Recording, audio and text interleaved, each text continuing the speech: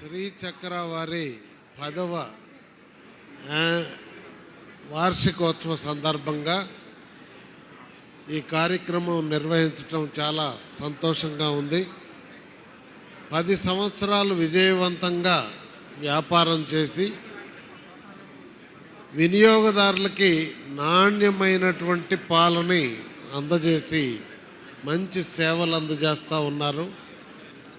అంతేకాకుండా వారి వ్యాపారం 3 పువ్వుల 6 కాయల అభివృద్ధి వినియోగదారులకు అందజేయాలని కోరుతూ ఈరోజు మార్కెట్లో పాల విషయంలో కూడా చాలా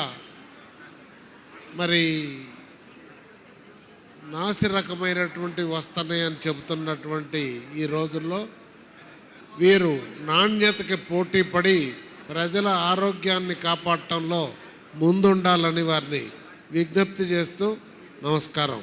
wish you all the best.